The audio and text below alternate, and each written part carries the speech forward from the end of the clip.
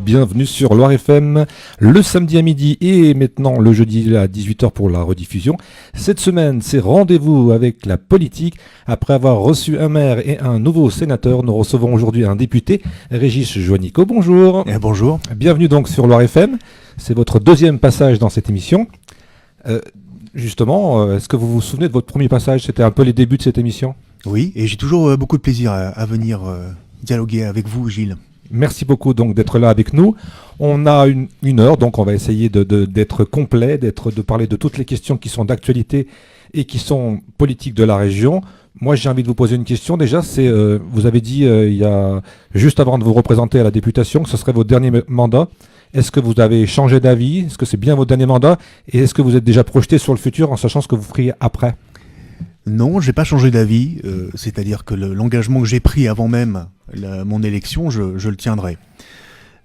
Même si la loi sur 3 mandats consécutifs et l'interdiction de cumul dans le temps sera votée sans doute dans quelques mois, peut-être pas, on verra, en fonction de la révision constitutionnelle. Mais enfin, moi, je défendrai cette mesure, même si elle s'appliquera pas à moi, je m'appliquerai sans la loi 3 mandats consécutifs. Voilà, je pense que 15 ans, c'est largement suffisant, notamment quand on travaille bien à l'Assemblée nationale. Je viens de nouveau de prendre des responsabilités en matière d'évaluation des politiques publiques, sur les questions aussi de ma commission, des affaires culturelles. Donc je vais continuer à travailler, aussi bien à l'Assemblée nationale, alors, dans l'opposition cette fois-ci, mais aussi pour défendre les dossiers du territoire stéphanois. Donc l'engagement que j'ai pris de ne pas me représenter à mon mandat de député et de faire mon dernier mandat,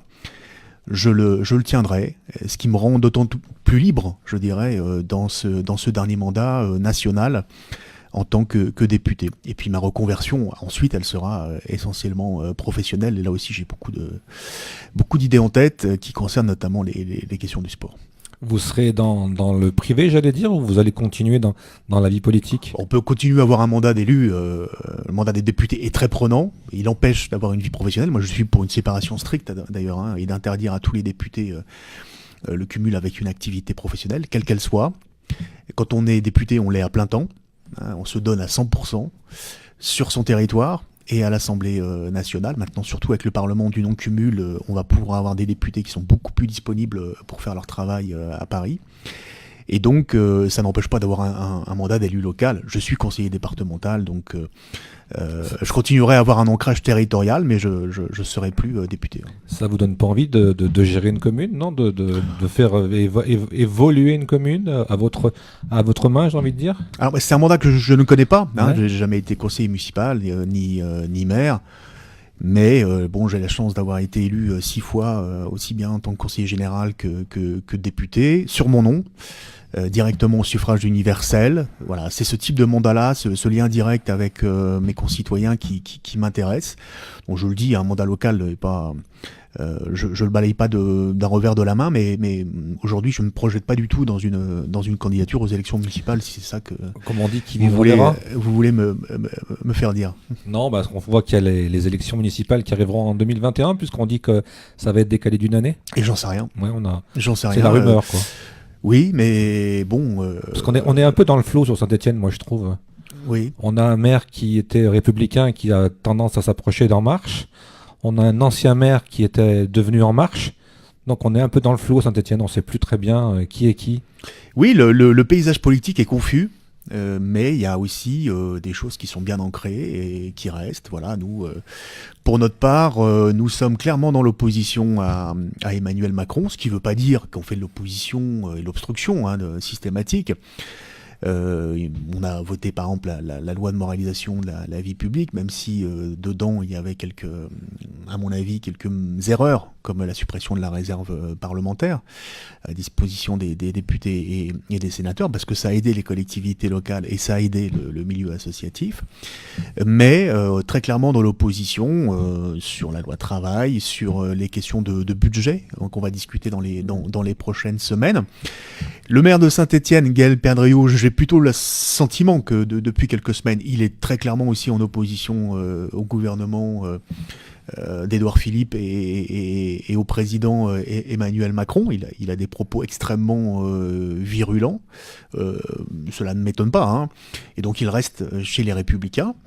Le paysage au centre droit est lui aussi très atomisé, hein. On le voit nous au niveau, c'est au niveau compliqué national. pour un lambda de savoir où on est, quoi. On va dire à En Marche départementale, là aussi, une crise finalement Il y a déjà du ménage, j'ai vu. de croissance très rapide qui a pu surprendre, parce que Christian Soleil était quelqu'un que tout le monde apprécie en général, et là on a le sentiment que ce sont les anciens socialistes qui sont partis du Parti socialiste pour se recycler à En Marche, qui sont plus ou moins en retraite, plus plutôt que moins que plutôt que plus, qui reprennent les affaires en main. Donc je suis pas sûr que ça soit très attractif et que ça contribue à mobiliser les adhérents d'En Marche dans le département, de savoir que ce sont les anciens socialistes en fait qui reprennent les rênes. Par contre, au Parti socialiste, ben voilà, la force que nous représentons le département, elle est bien là, elle compte.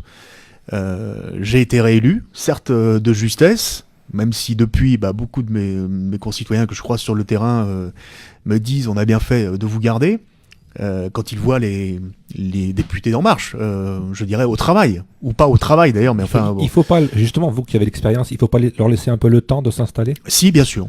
Là-dessus, je ne fais pas de procès sur l'illégitimité ou le caractère amateur des premières semaines, mais c'est une vraie différence de conception du mandat de député que nous avons, et souvent là-dessus, on est plus proche, nous, de nos anciens collègues, dits de l'ancien monde, des Républicains, à considérer qu'un député, certes, c'est quelqu'un qui vote la loi, qui la modifie, qui l'amende à Paris, qui est présent dans l'hémicycle, mais c'est aussi quelqu'un qui est ancré dans son territoire, qui est au contact des réalités.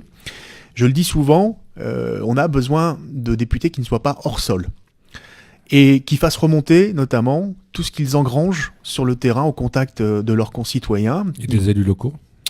Et qui sont des élus de proximité. On est élus sur des circonscriptions.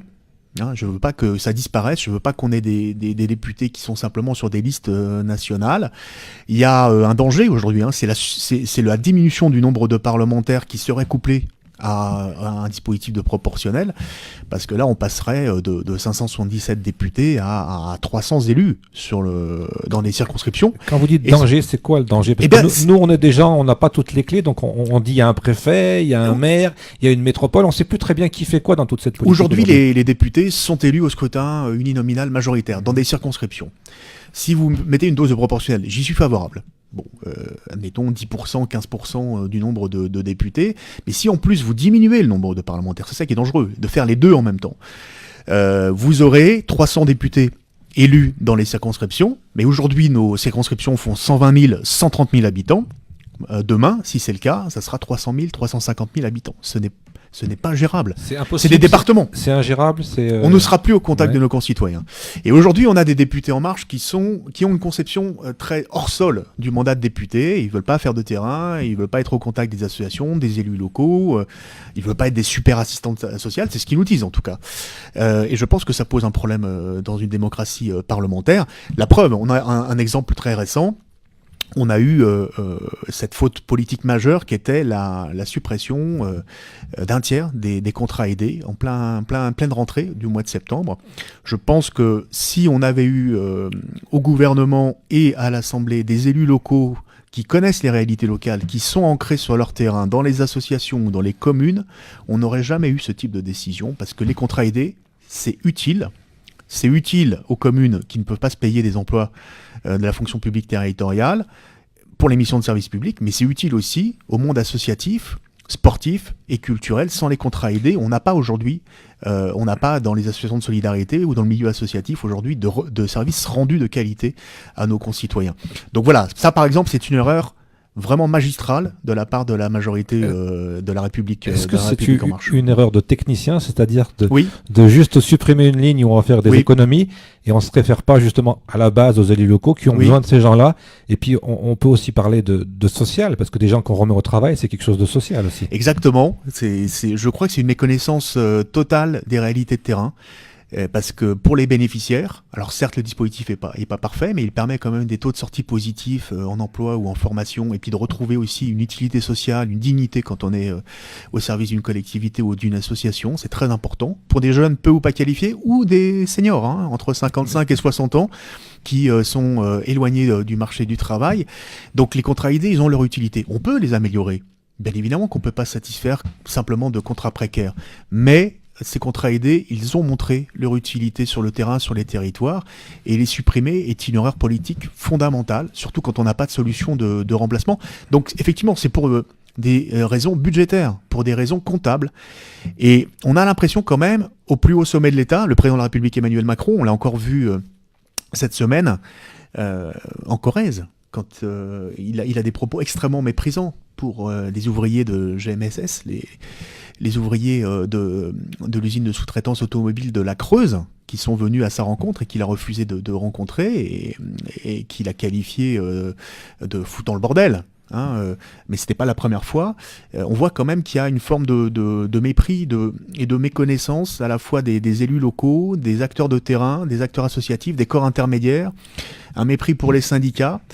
Et globalement, tout cela n'est pas une bonne gouvernance au niveau de la démocratie. Et pour en revenir au Parti socialiste dans la Loire, on vient d'avoir Jean-Claude Tissot, qui a été élu sénateur de la Loire. Pour moi, on s'est vu cette semaine d'ailleurs à Paris, c'est un précieux renfort, puisque nous serons 2 parlementaires, un député et un sénateur socialiste. Est-ce qu'un sénateur et un député travaillent ensemble ? Exactement, on va même mutualiser des moyens en termes de collaborateurs pour pouvoir vraiment travailler de façon extrêmement étroite dans les rendez-vous qu'on va prendre avec les acteurs du département, et puis aussi sur la couverture géographique du département. Quand vous êtes le seul député socialiste dans le département, certes, il y a une sénatrice communiste, mais j'ai envie de vous dire, vous avez eu chaud, je voulais revenir là-dessus aussi. Il y a seul député de gauche, et tous les Ligériens s'adressent à vous. En tout cas, ceux qui veulent s'adresser à un député de gauche.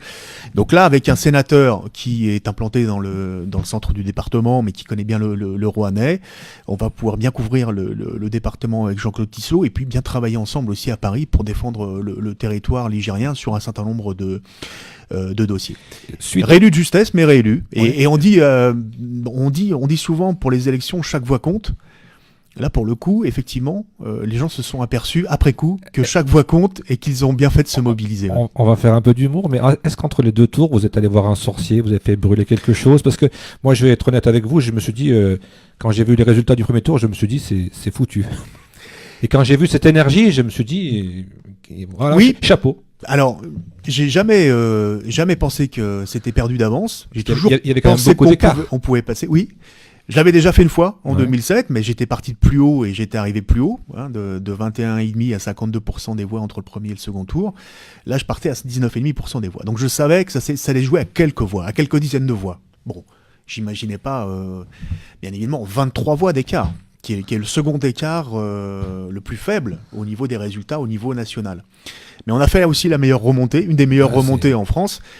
Et on est passé tout juste. C'est vrai que ça a été le dernier dépouillement des bureaux de vote qui m'était pas favorable. Et quand on avait 100 ou 150 voix d'avance au second tour, le soir du second tour, ça a été extrêmement éprouvant.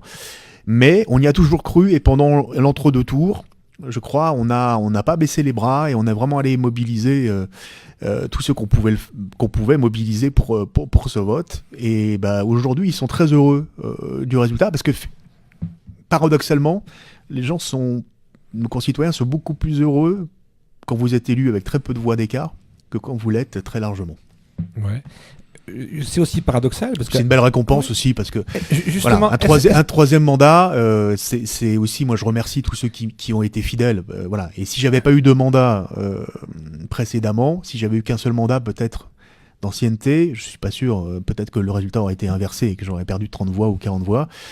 Bon, voilà, il y a aussi besoin d'expérience, et cela a aussi joué, parce que c'est pas que des électeurs de gauche, même si on était rassemblés qui m'ont soutenu.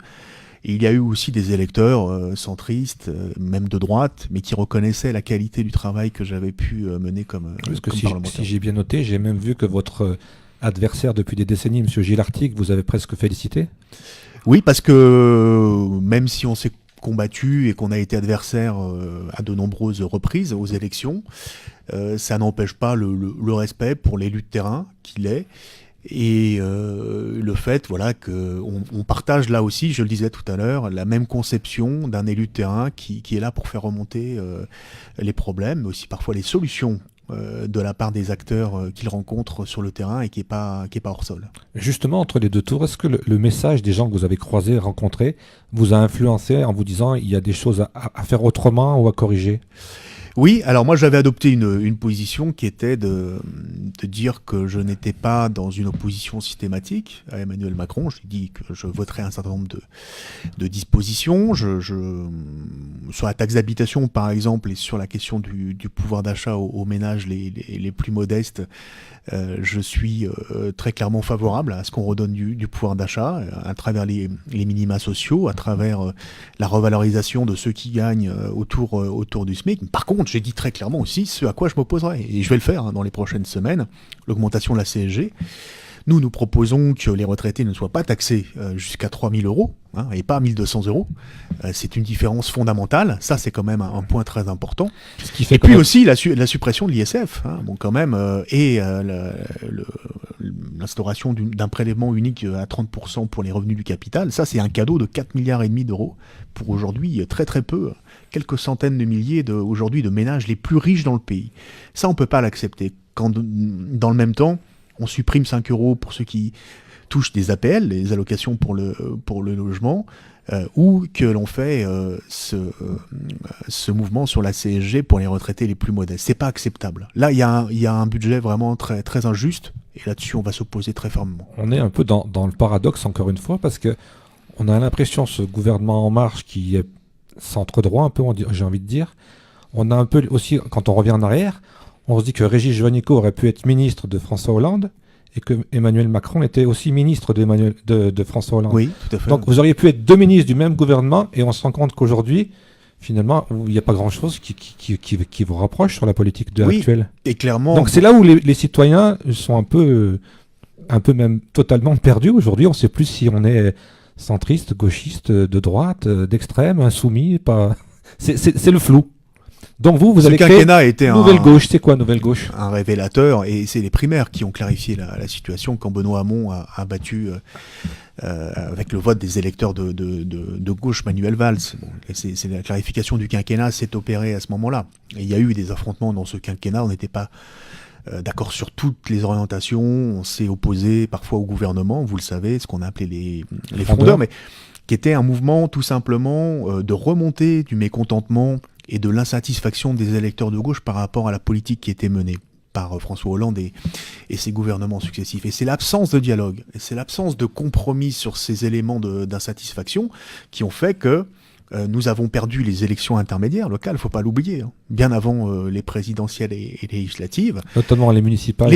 Dans la région. Les départementales, les régionales, les européennes, enfin faut pas l'oublier. Tout à fait. Bon, donc c'était les signaux d'alerte.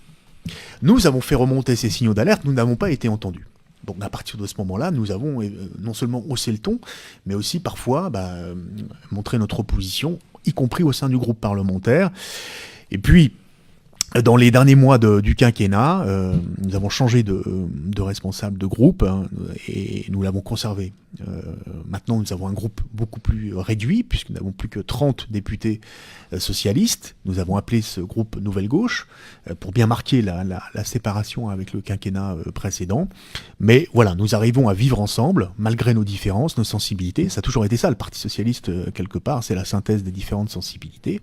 Et puis, ça sera un congrès dans quelques mois qui tranchera à la fois l'orientation politique nouvelle du Parti Socialiste et sa direction. Et donc là, il y aura un débat, effectivement, entre, je pense, notamment ceux qui ont soutenu François Hollande pendant 5 ans. Je ne parle pas de Manuel Valls, il est parti. Je ne parle pas de Benoît Hamon, il est parti aussi du Parti Socialiste, mais beaucoup de ses soutiens, et puis l'aile gauche du Parti Socialiste, on va animer ce débat. Ça sera l'occasion de se repositionner à gauche, puisqu'on avait un peu la sensation qu'au PS, il y avait deux courants, un à gauche et un à droite.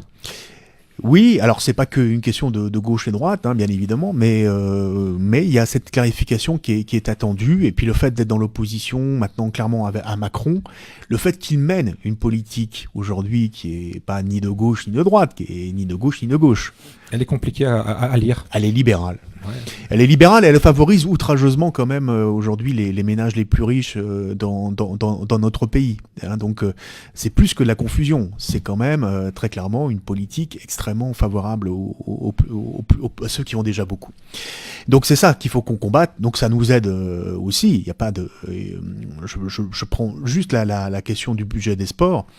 Et des crédits aujourd'hui pour le Centre national du développement du sport, qui est l'opérateur de l'État sur les territoires, qui finance les clubs sur le terrain, qui finance les équipements sportifs de proximité.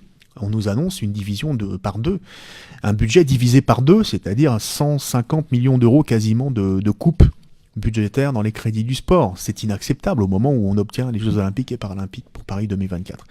Voilà, c'est un exemple on va dire, de coup de rabot budgétaire, mais qu'on peut retrouver sur tous les sujets, hein, collectivité, logement, bien évidemment, où là il y a énormément de mesures injustes. On va supprimer le dispositif Pinel et le PTZ, le prêt à taux zéro, pour ceux qui souhaitent accéder à la propriété dans les zones détendues comme Saint-Étienne Métropole, alors que ça a été un mécanisme tous les acteurs du logement nous le disent, qui a été un mécanisme qui a été extrêmement favorable à la construction de logements neufs dans notre territoire. Donc c'est une aberration. Et là, on va couper totalement cet effort qui avait été fait de construction de logements neufs. Et pourtant, l'État ne doit pas faire des économies ? Eh ben, l'État fait des économies, mais il redistribue aux plus riches. Donc c'est là où il y a un problème.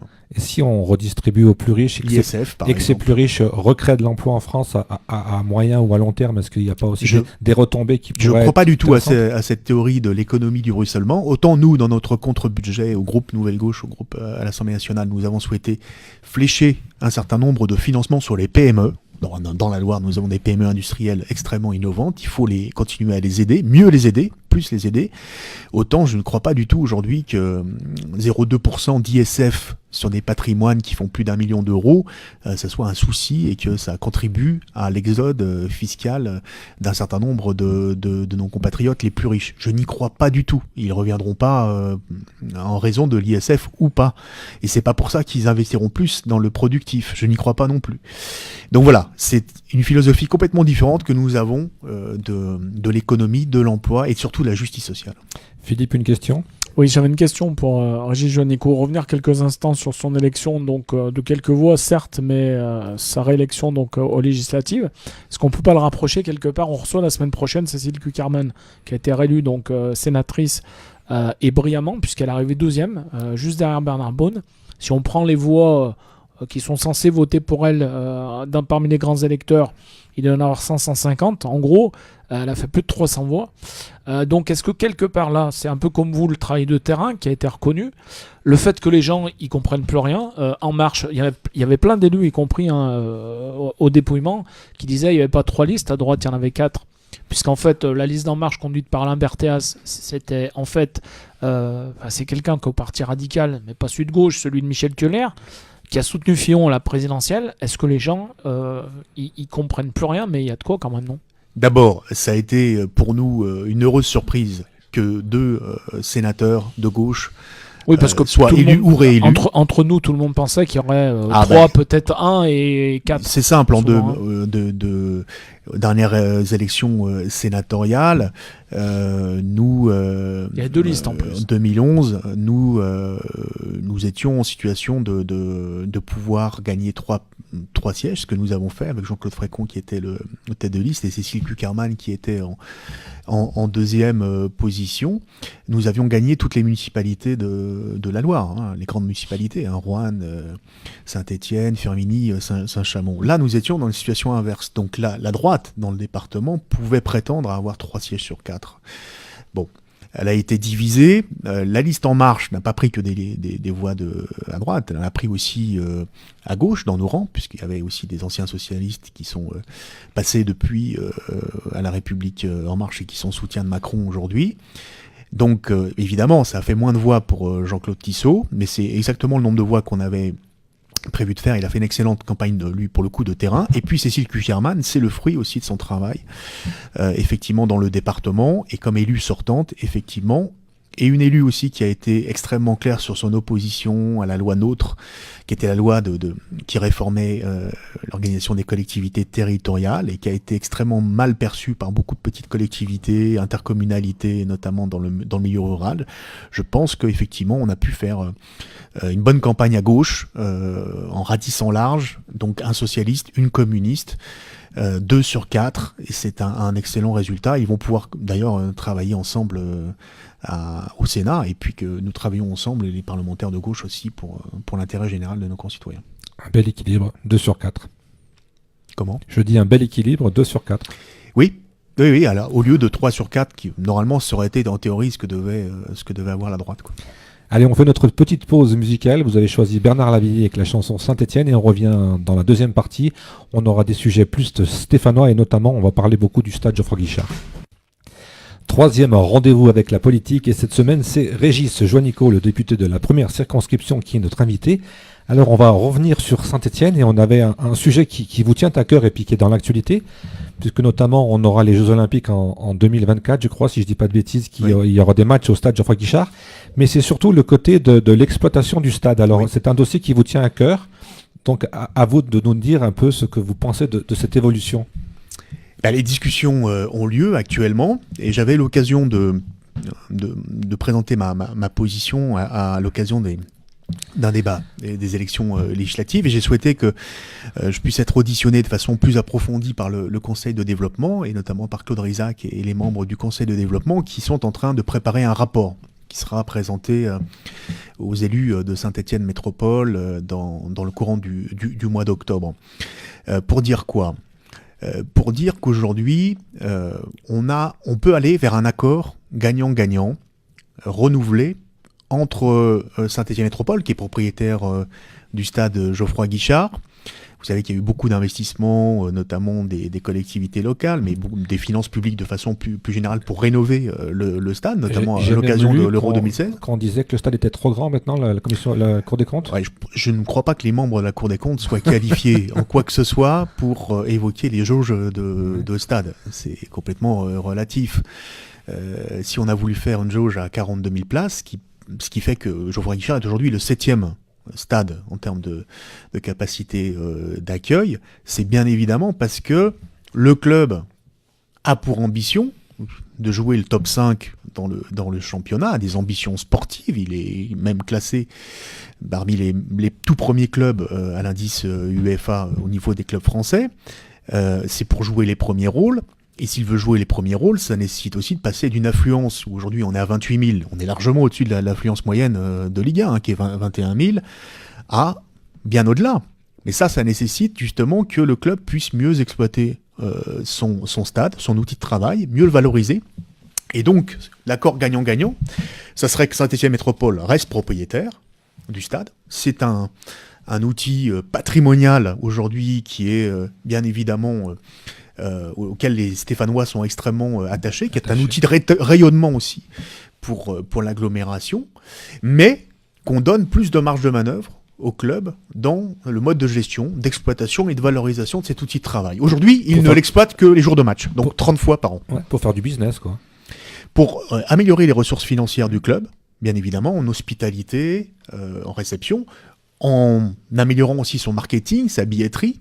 Donc en faisant en sorte qu'il y ait une affluence plus importante, ça dépend aussi de la qualité du spectacle qu'on voit. Si le championnat est mauvais, ce qui n'est pas le cas cette année, évidemment, il y aura moins de monde dans les stades. Je pense qu'on sera plein pour Neymar. Par contre, ce qui n'est pas normal, c'est que le club ne puisse pas exploiter aujourd'hui, en dehors des matchs, à domicile, le stade, en hospitalité, avec le musée des Verts, en termes de visites touristiques. Aujourd'hui, on s'aperçoit quand même que le stade est sous-exploité et on doit lui permettre de mieux pouvoir améliorer ses ressources économiques pour améliorer son modèle économique. Aujourd'hui, c'est un budget de 70 millions d'euros, la SSE. On le sait, dans les prochaines années, les clubs qui seront en dessous de 100 millions d'euros de budget ne pourront pas jouer les premiers rôles, notamment avec des PSG, avec l'AS Monaco, qui sont bien au-dessus. Il y a un investisseur minoritaire qui va bientôt être accueilli à moyen terme, mais d'ici là, il faut consolider les ressources du club et lui permettre de mieux exploiter tout le reste de l'année le stade Geoffroy Guichard. Mais ça veut dire aussi un droit de regard de la collectivité sur... bien évidemment, la possibilité d'accueillir d'autres événements. Ça peut être du foot, ça peut être du rugby, ça peut être des concerts. Il y en a eu très très peu des concerts. Je suis pas sûr que ce soit le meilleur. Ça abîme la pelouse. Voilà, je suis pas sûr que ce soit le meilleur. La pelouse qui sera confiée à la SSE, qui puis aura plus se plaindre maintenant. L'acoustique est pas terrible. Au niveau si elle a l'exploitation commerciale, elle aura aussi la maîtrise de sa pelouse et de son équipement. Donc ça permettra aussi qu'elle ne se plaigne plus de la qualité de la pelouse qui prête parfois à des difficultés. Mais que la collectivité garde aussi un droit de regard, qu'elle puisse avoir 3, 4, 5 dates de son choix dans l'année pour accueillir d'autres compétitions, et en particulier les grands événements sportifs internationaux. On va être une terre d'accueil des Jeux Olympiques de 2024 avec les tournois de football féminins et masculins. Ça, c'est les 3 semaines du mois d'août 2024. Mais il y a tout ce qui va se passer avant. Pendant 7 ans, les compétitions qui vont être accueillies sur le sol français, il y en a eu à peu près 120, 130 avant Londres 2012, dans 31 villes et 41 disciplines. Donc il faut qu'on soit en capacité d'accueillir à Saint-Etienne et dans l'agglomération ces grands événements sportifs internationaux, ces championnats du monde, ces compétitions internationales, ces tournois qualificatifs. Mais aussi, on doit être un territoire d'accueil pour les sélections nationales, internationales, qui viennent se préparer aux grands événements et aux Jeux Olympiques. Et pour cela, il faut une politique beaucoup plus volontariste d'accueil de ces événements. On va parler de la Coupe du Monde de rugby bientôt avec Bernard Laporte de 2023, puisque la France est candidate et Saint-Etienne intègre cette candidature. Mais il y a plein d'autres sujets sur lesquels on peut faire valoir nos atouts. La gymnastique, on a un pôle France aujourd'hui de gymnastique à Saint-Etienne avec des installations aussi, certes un petit peu à rénover, mais qui sont très compétitives. On a le BMX, par exemple, pour citer des disciplines plus modernes, moins connues. On a l'escalade, qui sera discipline olympique bientôt. On a la course d'orientation, par exemple. On a les courses hors stade. On a toute une série aujourd'hui de spécialités sportives sur lesquelles on peut attirer ces compétitions et faire de notre territoire un territoire d'accueil pour la préparation labellisé, si vous voulez, pour la préparation des Jeux Olympiques et Paralympiques. Donc, pour relier avec le stade Geoffroy Guichard, ce que je viens de dire à l'instant, c'est pas que le stade Geoffroy Guichard.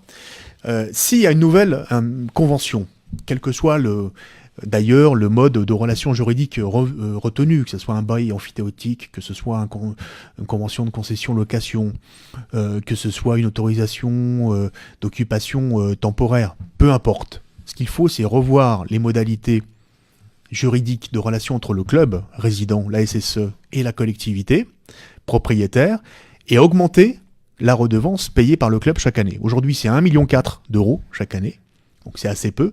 Si on double, si on triple cette redevance, en laissant au club la possibilité de mieux exploiter son stade, ce qui est normal, eh bien on pourra consacrer ces ressources financières nouvelles à la fois à moderniser nos équipements d'agglomération. Les infrastructures. Oui, on parle d'une aréna à Saint-Chamond.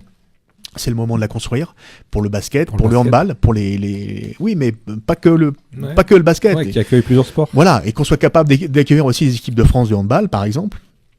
Et aussi des matchs de handball de haut niveau. Une patinoire d'agglomération, ça devient quand même aussi nécessaire. Alors si je dis pas de bêtises, dans le projet de Style, j'ai vu que la patinoire devrait être déplacée et qu'elle devrait arriver du côté de Style. Donc ça serait peut-être une patinoire qui serait plus moderne. Oui, moi je parle là d'équipements sportifs dont Saint-Etienne Métropole, l'agglomération, aurait la gestion. Là on parle d'une compétence sport où l'agglomération s'occupe à la fois du sport professionnel, la SSE c'est très bien, on a nos locomotives aussi pour le basket avec Saint-Chamond, etc. Bon, il y a quelques centaines de milliers d'euros qui sont consacrés aujourd'hui à soutenir ces équipes de sport collectif, mais il n'y a pas de véritable politique aujourd'hui de l'agglomération globale pour faire monter en puissance des clubs d'agglomération qui jouent les premiers rôles en rugby, au handball. En rugby, il y a eu une expérience un peu compliquée à Saint-Etienne. Oui, et c'est pour ça qu'il faut arrêter. Non, il faut avoir une politique volontariste. Il faut qu'il y ait des clubs. Quand on reçoit des gens qui font autre chose que du football, on a un peu ce discours qui revient toujours, qui est qu'à Saint-Etienne, il n'y a que de la place pour le football. Oui, mais il faut faire autrement. Il faut une politique volontariste. Il faut pousser les clubs à se regrouper au moins pour les équipes élites, qui jouent au niveau national, qui est des ententes jeunes. Après qu'on laisse chaque club dans chaque commune avec son identité pour faire des choses complémentaires pour les jeunes en particulier. Mais il n'y a pas cette politique volontariste aujourd'hui pour avoir des clubs d'agglomération qui jouent les premiers rôles au niveau national. Il faut des équipements qui soient gérés aussi par l'agglomération, qui soient des équipements qui soient compétitifs. Si on veut accueillir ces équipes nationales en préparation, il faut des structures d'hébergement aussi. Donc tout ça se construit très vite. Si on veut être labellisé territoire d'accueil pour les Jeux Olympiques, on est déjà territoire d'accueil bien évidemment avec le football, mais avant, pour bien positionner le territoire stéphanois, on a des atouts pour attirer et pour faire venir ces clubs. Et on peut avoir les ressources financières grâce à la SSE. C'est ce que je voulais dire dans ma contribution. Oui, bien sûr, mais on part pas de zéro, il y a quand même des choses existantes. Il suffit de les développer, de les améliorer peut-être aussi. Oui, c'est ça. Et puis peut-être de mettre de l'argent sur ce sujet-là. Rénover les équipements, accompagner les clubs qui ont aujourd'hui des bons résultats au niveau national, les regrouper quand c'est nécessaire, et puis aider aussi les clubs de haut niveau qui font une politique volontariste aussi en direction du sport pour tous. Et là, par rapport à l'ASS, ça sera un contrat qui sera renouvelable chaque année, sur 5 ans, sur 10 ans? S'il y a une nouvelle convention qui est signée, elle le sera pour une durée plus importante que 1 an ou 3 ans. Parce qu'on est en train, pour revenir à ce que vous avez dit, on est en train de parler beaucoup de football, mais moi j'ai un peu l'impression ou le sentiment qu'après la Coupe du Monde au Qatar, j'ai bien l'impression que le Qatar se retirera du PSG, il n'aura plus besoin de promotion. On est déjà en train de parler je crois, du patron de Monaco qui est en train de dire qu'il veut retirer ses billets. Donc on va peut-être faire des infrastructures encore gigantesques pour après redescendre d'un cran et on n'aura peut-être plus besoin de toutes ces infrastructures aussi. Les infrastructures, elles sont disponibles maintenant depuis l'Euro 2016. On sait qu'il y a un certain nombre de stades. Là, la Cour des comptes pourrait s'y intéresser, en partenariat public-privé, où là, la facture pour les contribuables sont beaucoup plus élevées que ce qui a été fait à Saint-Étienne ou Toulouse, par exemple, pour la rénovation des stades. Il y a quelques villes où ça a été compliqué. Lens aussi, quand il y a des aléas sportifs qui viennent s'en mêler. Le Mans, par exemple, ou Grenoble. Bon, on le sait. Après, je suis pas inquiet sur les leaders du championnat de Ligue 1, que ce soit le PSG. Bon, quand même, le Qatar est là pour un investissement pérenne et long. Monaco, bien évidemment, il y a quelques déboires autour et quelques histoires sulfureuses autour de la gouvernance. Mais les autres modèles, Lyon qui a son propre stade, c'est un des seuls.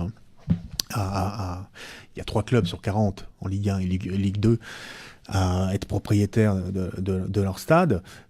On a des modèles économiques pour Bordeaux, pour Lille, pour Rennes, pour Saint-Étienne, qui tiennent la route. Et moi, j'y crois beaucoup. Et j'espère qu'en confiant plus de possibilités d'exploitation du stade à la SSE, on va pousser le club avec un investisseur qui arrivera. Roland Meillet et Bernard Caillazo l'ont annoncé. Dans les prochaines années, on arrivera quand même à conforter un modèle économique qui réussit et qui est bien géré. Vous venez de parler de Lyon, qui est propriétaire de son stade. Quelle est la différence? Pourquoi Saint-Étienne devrait être géré donc, par le club, mais ne serait pas propriétaire? Quelle est la différence entre gérer un stade et être propriétaire? Parce que le stade des Lumières a été construit complètement, de A à Z. Oui, ça n'a pas été le cas à Saint-Étienne. Le choix a été fait on peut vendre le chaudron. Oui, on peut le vendre. Je ne suis pas sûr que la SSE ait les moyens de l'acheter et soit vraiment candidat pour l'acheter. Je pense qu'il y avait plutôt l'idée de dire on rediscute des termes de la convention avec la collectivité propriétaire. C'est ce qui va se faire. Et ce qu'il faut retenir surtout après, c'est si on augmente la redevance du club, on va pouvoir redistribuer, en tout cas moi c'est ce que je souhaite, ce que je demande, via l'agglomération, pour avoir une politique sportive d'agglomération qui soit enfin à la hauteur dans notre territoire. On est un territoire sportif, mais quand on se compare à un certain nombre de villes comme Montpellier par exemple, on est aujourd'hui bien en deçà en termes d'ambition sportive. Et il faut qu'on ait les ambitions et les moyens de nos ambitions. Ça veut dire qu'il y a la place, il y a les moyens, il faut juste de la volonté et puis mettre le point ou l'accent dessus. Et puis proposer les bonnes solutions. J'ai eu l'impression d'avoir une oreille attentive au Conseil de développement. On verra le rapport qui va être rendu par l'équipe. Quand est-ce qu'on aura la réponse là de Claude Rizac, a priori le 19 octobre. Donc c'est tout proche. Oui. Un autre sujet qui est dans l'actualité à Saint-Étienne, j'ai envie de vous demander, est-ce que vous allez signer la pétition pour l'A45 ? Certainement pas. Je connaissais votre réponse. Là, moi aussi, j'ai pour le coup défendu très clairement et publiquement ce qui a été ma position d'ailleurs comme conseiller départemental lorsqu'il a fallu voter sur le financement de l'A45 et voter les participations des collectivités territoriales. Et je l'ai défendu publiquement, donc j'avais tout à y perdre pendant l'élection, puisque tout le monde dit si vous êtes opposé à l'A45, vous aurez ceux qui sont favorables qui voteront contre vous. Bon, moi j'ai eu le courage de défendre ma position et je continuerai à le faire. Tout simplement parce que ce n'est plus un projet aujourd'hui adapté au XXIe siècle, sur le plan du développement durable, sur le plan de son montage financier, qui est extrêmement favorable aux concessionnaires privés et qui est très défavorable aux contribuables, qui payent 4-5 fois et qui payent aussi un péage. Quand on est stéphanois, qu'on est dans l'agglomération, qu'on est dans le département de la Loire, la région participe aussi, donc indirectement, et puis l'État participe à hauteur de 400 millions d'euros, et un péage en plus à payer pour une autoroute qui va déboucher finalement ce que nous disent aujourd'hui les Lyonnais. Le maire de Saint-Genis-Laval en particulier qui est intervenu cette semaine pour se prononcer contre, mais tous les élus du Rhône sont contre. La 45, c'est quand même un tiers du tracé, pour dire que on va amener cette autoroute sur une zone de congestion automobile qui tout le monde peut constater à Lyon. Lyon est congestionné. C'est pas encore le cas à Saint-Étienne. Donc moi j'ai dit tout simplement qu'au niveau du montage financier, au niveau des terres agricoles qui étaient sacrifiées, les 500 hectares sur le parcours, ce projet a été aujourd'hui caduc. Il fallait trouver d'autres alternatives. Tout de suite. Faut pas attendre, parce que on dit l'autoroute 2022, 2024, 2025. Enfin, les gens qui sont embêtés sur la 47, c'est aujourd'hui. C'est aujourd'hui qu'il y a les problèmes. Justement, il n'y a pas de solution. C'est surgivore qu'il faut. Il n'y a pas d'autres solutions ? Bien sûr qu'il y a des solutions. Ceux qui disent qu'il n'y a pas d'alternative, qu'on ne peut pas requalifier la 47, mentent. Voilà, cette étude de 2005, elle parle de Lorette, elle parle de la Grand Croix. C'est pas ici qu'il faut agir. C'est à Givors. C'est là où il y a un problème, c'est le franchissement du Rhône. C'est là où il faut ouvrir une alternative. Moi, j'ai fait d'autres propositions aussi, qui permettent de désengorger la circulation sur la 47. C'est de rendre obligatoire, par exemple, quand il y aura maintenant le barreau de la 89 qui sera terminé en février 2018 avec la tour de Salvani, qu'il y aura une autoroute complète sur la 89, que tous les poids lourds qui sont en transit entre Clermont et Lyon, par exemple, ou d'autres villes de l'Est de la France, soient obligés de prendre la 89 et soient interdits de passer par la 47. Sauf la desserte locale, donc les entreprises locales qui continueraient à pouvoir utiliser la 47, mais on s'éviterait d'avoir les poids lourds qui sont très nombreux et qui sont source aussi de beaucoup de désagréments sur la 47, on le sait. Ça, je l'ai proposé. Qu'on incite financièrement beaucoup plus au covoiturage. Là, les collectivités pourraient mettre de l'argent, moins d'argent d'ailleurs que ce qu'ils vont dépenser, 120 millions d'euros chacune, soi-disant pour la 45. Ça va coûter très cher. Oui, ça va coûter très cher, mais c'est les contribuables quand même derrière. Et puis bon, là, le gouvernement a mis un coup d'arrêt quand même en disant, de toute façon, on n'a pas les moyens de financer tous les projets d'infrastructure, donc on va les revoir. Et il va y avoir les assises de la mobilité, mais les critères qui ont été définis pour dire on va privilégier les transports du quotidien, on va privilégier les réseaux non concédés, font que la 45 a priori est menacée. Parce que très clairement menacée. Le citoyen, ça c'est les décisions du gouvernement. Le citoyen qui aura le choix entre une autoroute payante et une autoroute gratuite, moi je pense que je sais déjà le choix que je vais faire. Donc on va avoir une autoroute toute neuve, toute belle, qui aura beaucoup moins de fréquentation que l'autre, quoi. Donc c'est pas équilibré comme raisonnement. Bien sûr, et aussi comment on utilise mieux la 89 aujourd'hui, qui est aussi très cher, 5 euros l'aller, 5 euros le retour, mais qui permet quand même d'éviter l'agglomération de Lyon quand on veut rejoindre la Loire. Ça, c'est quand même aussi une donnée à prendre en compte. Aujourd'hui, là, voilà, il faut bien savoir, beaucoup d'élus, dans la Loire, mais aussi dans le Rhône, sont contre le principe de la 45. Il y a des députés En Marche, comme Jean-Luc Fugy, par exemple, mais bien d'autres aussi qui se prononcent contre, et beaucoup dans l'agglomération lyonnaise. Et il n'y a jamais eu de dialogue qui a vraiment été organisé entre les élus de la Loire et les élus du Rhône sur le projet de la 45. Mais aujourd'hui, c'est un projet dépassé. Et j'ai bien peur que de toute façon maintenant il soit définitivement passé à la trappe. C'est un peu le sentiment qu'on a, que c'est quelque chose qui verra jamais le jour. C'est très clairement l'orientation qu'a prise le nouveau gouvernement et l'exécutif. Pour revenir en quelques mots, on a parlé légèrement du budget 2018. Qu'est-ce qu'il faudrait améliorer selon vous ? Qu'est-ce qu'il faudrait balayer ? Il y a, ce qu'il faudra améliorer, c'est ce que je disais tout à l'heure sur les dispositifs logements qui ont bien fonctionné dans les territoires comme Saint-Étienne Métropole, un dispositif Pinel par exemple, qui permet de défiscaliser quand on investit dans des logements qu'on loue ensuite, les PTZ qui permettent aussi à des ménages plus modestes d'accéder à la propriété. Ça, c'est des mesures très importantes parce que ça stimule l'économie dans les territoires comme le bâtiment ou les travaux publics. Il y a bien évidemment tous les cadeaux qui sont faits aux plus riches qu'il faut supprimer, comme la question de l'ISF. Et puis, il faut aujourd'hui des mesures, soit de soutien de l'investissement des PME, parce que c'est là où on crée les emplois aujourd'hui dans notre département, d'un côté, soit des mesures de soutien du pouvoir d'achat, et notamment il ne faut pas toucher à la CSG pour les retraités et puis les fonctionnaires. On ne peut pas dire aux fonctionnaires, serrez-vous la ceinture, vous n'aurez pas d'augmentation de pouvoir d'achat, vous serez les seuls qui n'en auront pas. Ils seront dans la rue mardi prochain, le 10 octobre, et on sera à leur côté, parce que c'est une manifestation unitaire de tous les syndicats, mais il y a aussi un ras-le-bol dans la fonction publique d'être montré du doigt, et comme toujours, devant faire les sacrifices ou les efforts, notamment en termes d'emploi. Donc, si j'ai bien compris, Nouvelle Gauche, c'est clairement dans l'opposition. Oui, tout à fait.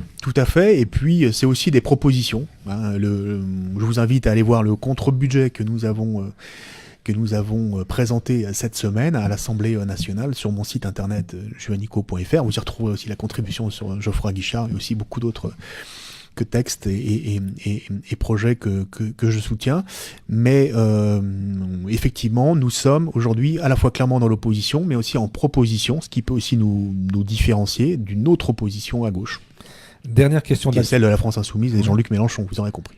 Dernière question d'actualité, on est à Saint-Étienne, on a du mal un peu à comprendre ce qui se passe en Catalogne, en Espagne. On l'a dit quand vous êtes arrivé, vous avez un nom d'origine espagnole. Et j'ai des origines à la fois des îles Baléares, en Catalogne, et aussi dans le sud de l'Espagne. Donc vous voyez, je suis de sang mêlé. Quel est pour le député mon cœur est à la fois en Catalogne et je suis à la fois très attaché à l'Espagne. Et c'est en unité fédérale. Comment vous pouvez nous expliquer à nous, les citoyens lambda, ce qui se passe en Catalogne? Parce que j'avoue que même moi, j'ai du mal à comprendre. Des aspirations des Catalans qui ont une forte identité. On est riche, on garde l'argent pour nous, et l'Espagne qui est pauvre, on s'en occupe pas. Je suis pas sûr. Non. Je suis pas sûr parce que toute l'Espagne a pu bénéficier aussi ces 30 ou ces 40 dernières années aussi des aides financières de l'Europe. Et l'Espagne sait ce qu'elle doit aussi à la solidarité de l'Europe et des autres pays membres. Et on ne peut pas opposer comme ça les territoires les uns aux autres, riches ou pauvres. Et moi, je pense qu'en Catalogne, par contre, il y a une forte identité, bien évidemment, culturelle. Et cette identité-là, elle a eu tendance à être méprisée et sous-estimée ces dernières années, et notamment quand il y a eu un référendum sur les prérogatives, les relations entre l'État fédéral et la Catalogne ces dernières années. Le Conseil constitutionnel de l'Espagne a censuré un certain nombre de termes, comme le mot nation. Et aujourd'hui, on arrive à une situation extrêmement radicalisée. Tendue. Oui, cristallisée. On a l'impression que ça va dégénérer. Il faut un médiateur aujourd'hui. Il faut qu'on ait un médiateur aujourd'hui. Alors, pas Manuel Valls, qui s'est désisté. Mais il serait bon qu'un certain nombre de hautes autorités politiques qui ont eu des responsabilités dans l'Union européenne, par exemple, qu'elles soient d'importe quelle nationalité, d'ailleurs, portugaise, française...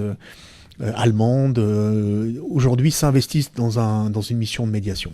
Parce que je pense qu'on est allé d'un côté comme de l'autre, un peu plus du côté d'ailleurs du roi, qui a eu un discours extrêmement dur vis-à-vis de la Catalogne. Il y a eu des violences policières quand même qui ont eu lieu, qui ont choqué beaucoup d'Européens la semaine dernière.